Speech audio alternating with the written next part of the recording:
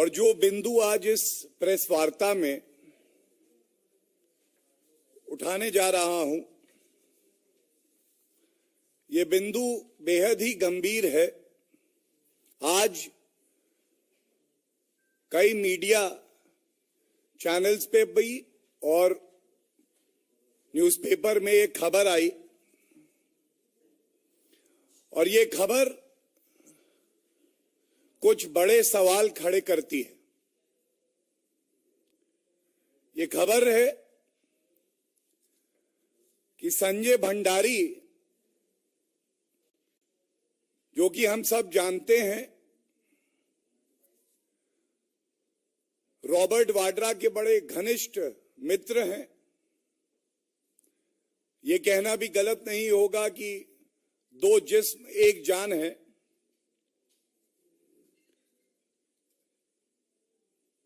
ये लंदन में एक मुकदमा दायर करते हैं और ये जो मुकदमा है इसमें इन्होंने खुद शपथ पत्र दे के स्वीकारा है कि 2011 में इनका और एक थेल्स कंपनी है जो लड़ाकू विमान होते हैं उसके अपग्रेड के लिए, आधुनिकीकरण करने के लिए वो कार्य करती है। और बड़ी विचित्र बात है कि ये मुकदमा दायर होता है तो ये वहां कहते हैं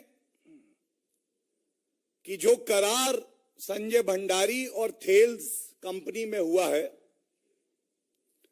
उसमें करीब करीब 170 करोड़ रुपए की रिश्वत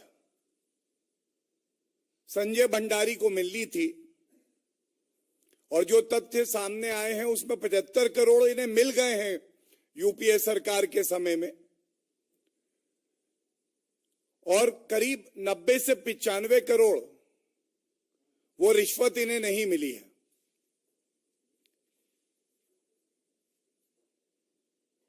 ये इसलिए चिंताजनक है क्योंकि एक वाक्य में ये जो खबर आई है उससे पढ़ देता हूं, and I'm quoting from this news which says, quote, Mr. Bhandari alleges that from 2008 he helped Thales sell the upgrade of Mirage jets by facilitating a meeting with a senior Indian official. The contract was signed in 2011.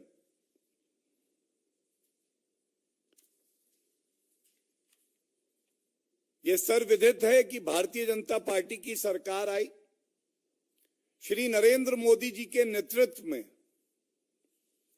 रक्षा सौदे हुए, ये government to government deal हुई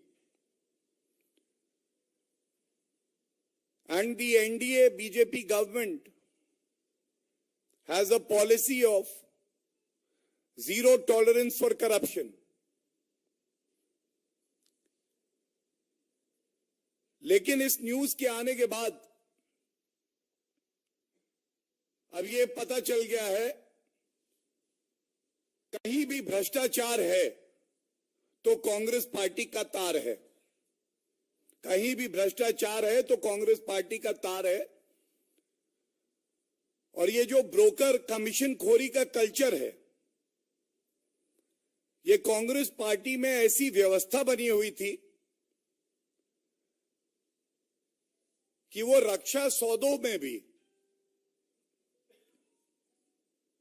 commission खोरी करते थे।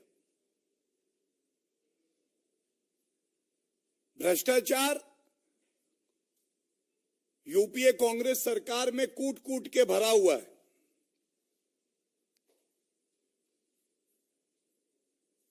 और फर्क ये आया है कि हम सब जानते हैं ये जो संजय भंडारी हैं, जो रॉबर्ट वाड्रा के खासम खास हैं, उनके खिलाफ प्रत्यर्पण की जो कार्रवाई है वो भारतीय जनता पार्टी की सरकार ने ही शुरू करी है। और ये खुलासा तब हो रहा है जब इसमें जो फाइनल हियरिंग है एक्स्ट्रेडिशन प्रोसीडिंग्स में लंदन की कोर्ट में, ये इसी वर्ष फरवरी में होनी है। आज ये सवाल उठता है कि कांग्रेस पार्टी जब सत्ता में आती है तो उनकी प्राथमिकता अपनी तिजोरी भरना क्यों होता है? ऐसा क्यों होता है कि जवान हमारे बुलेट प्रूफ जैकेट मांग रहे होते हैं तो ये वीवीआईपी चॉपर खरीद रहे होते हैं?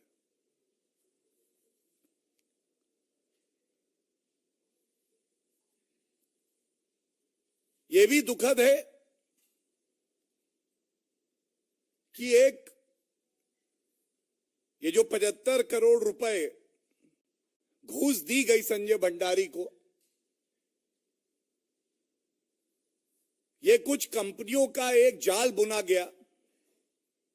जो कंपनियां मिडिल ईस्ट और दुबई में हैं, थेल्स पेमेंट करती है इन कंपनियों को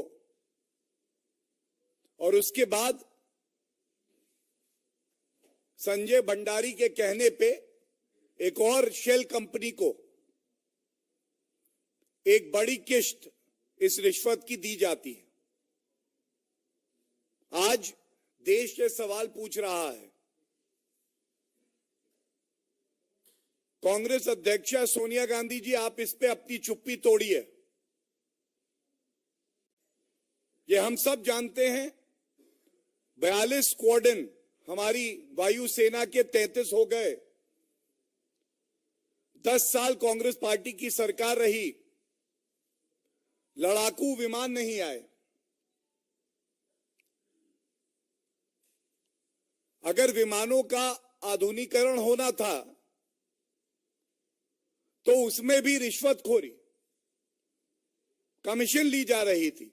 और ये सौदा 2.4 बिलियन यूरोज,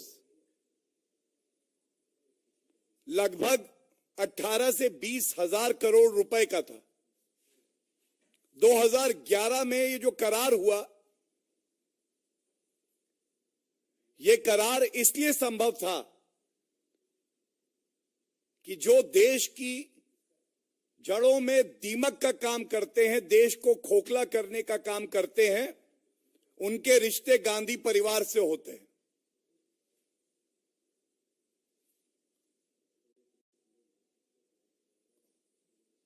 आज ये भी पूछना जरूरी है कि प्रियंका वाड्रा गांधी जी चुनाव प्रचार कर रही हैं, आप सार्वजनिक जीवन में हैं, क्या आपको सामने आकर इस पे स्पष्टीकरण नहीं देना चाहिए?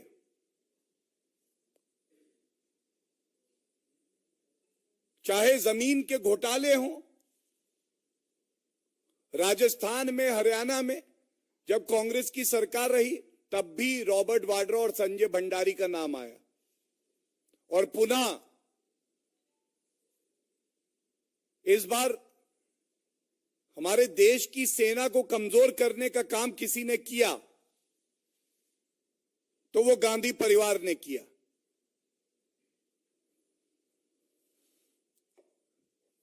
ये प्रमुख प्रश्न उठाए गए हैं, देश की जनता पूछ रही है और हमें पूरी उम्मीद है कि राष्ट्र हित में, for the sake of transparency and accountability, Sonia Gandhi ji, Rahul Gandhi and Priyanka Vadra Gandhi will respond to these questions. And if they decide not to respond to these questions, then it would be an admission by the Gandhi Parivar that not only did they provide political patronage to Sanjay Bhandari, but rather they were facilitating meetings between the company that was providing modernization and senior officials in the government during the Congress era.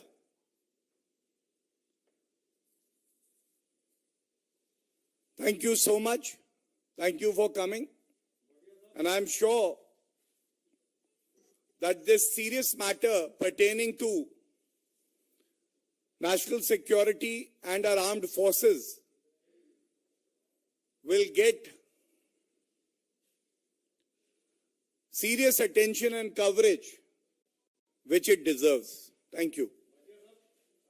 Thank you.